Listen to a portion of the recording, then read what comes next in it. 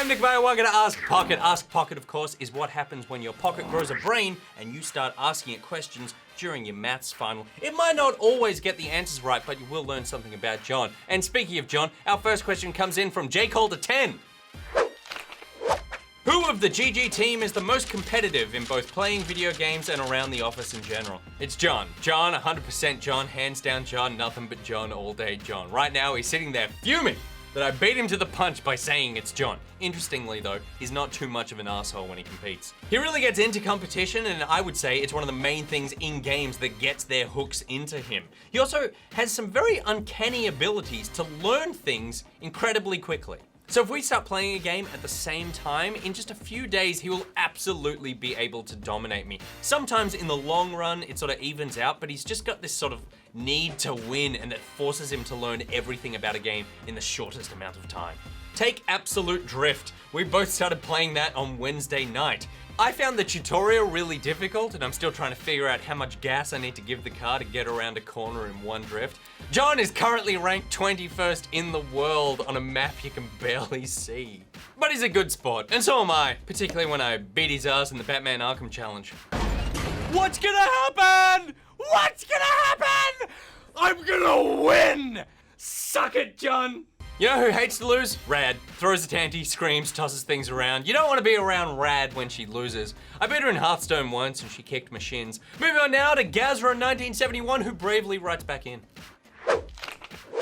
Do you think that it is acceptable for a computer game to be entertaining for a period of time, or should it be indefinitely? Gazra, thank you very much for writing back in after I berated you for about 30 minutes a couple of weeks ago. And with such an interesting question, particularly given that No Man's Sky is kinda the game of the moment right now. First of all, are games supposed to be infinitely enjoyable? I guess it depends on what kind of game you're talking about. Single player games have a shelf life. Once you've finished the story of that game, at that point, I have gotten the entertainment I wanted from that title. Doesn't mean that it can't be enjoyed again in the future, but I feel comfortable putting that away. But then there's your never-enders, your MOBAs, your online shooters, your CCGs, your MMOs, your fighting games, your Minecrafts. In theory, they should be entertaining forever since they don't actually have an end, but it is very difficult for something to always be entertaining unless you are a Nick boy. It makes you wonder why sports have stuck around for as long as they have. What makes football something that you can enjoy from birth to death, and generations both before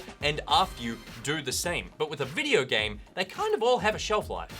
WoW is still running, but it's slowly on the decline. Will we ever see a single game, not just a genre, that will run forever? I guess the turnover with games is because we're always mechanically improving them, as we spoke about a couple of weeks ago, Gazra. So you're not just playing the same thing, you're actually playing a better version of it every single time. But that's not to say that you can't do the same thing with sports. I mean, you could definitely improve soccer. Look what happened when they put cars in it. In fact, funnily enough, the closest thing we have to a single game that people play forever is sports games. It's like Madden or FIFA. The key for me that keeps a game entertaining beyond 15 hours is what's keeping sports alive. Competition. And I'm not even the most competitive person in the world. We have established that is John, followed closely by Rad, and because John beat Rad, Rad's now gonna have to kick John in the shins. But competition adds variance, and variance is actually what makes things entertaining indefinitely. As for your question as to whether it's acceptable for a game to be entertaining for a period of time, absolutely, I think that's acceptable. I would go into some completionist hellhole if every single game I played continued to be fun. I need games to stop holding my interest. Let's take a look at our disappointment. Oh, good, good.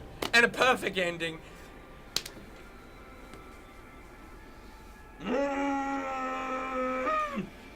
Oh, right, that is it for the live stream of No Man's Sky. As for the time that takes to happen, that depends on you. I personally am an adult with a disposable income, and Gazra in 1971 giving you a penchant for old, outdated things. I'm guessing you're grown up too. So I don't mind actually spending $80 on a game I only get 10 hours of enjoyment of. I don't really understand those people who complain that they only got 100 hours of fun out of an MMO or Destiny. And say the game is shit because of that, because you rarely get 100 hours of enjoyment out of any one piece of media. Unless it's hosted by a Nick boy. But I guess those people are just saying that's what they consider to be a worthy amount of entertainment, because they are greedy little shits. What holds your interest in video games? Let me know in the comments. And while you're thinking about that, listen to this. It's in from Steve Ironhide. Did Bajo Pants stick more pictures of his face around the office for everyone to remember him while he's away? You know, Mr. Ironhide, I believe the saying is a picture speaks 1,000 words. So here's 4,000 words about Bajo leaving.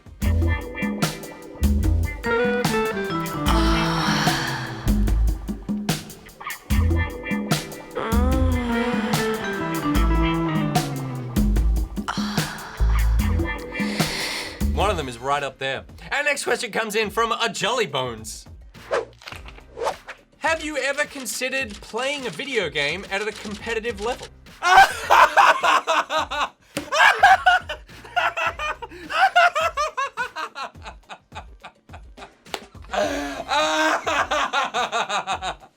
Yes, I would actually love to do that. The problem is you need to be amazing at a game. There are just way too many great games out there for me to dedicate myself to perfect just one. And even the games I always play that you know about are games I play between other games.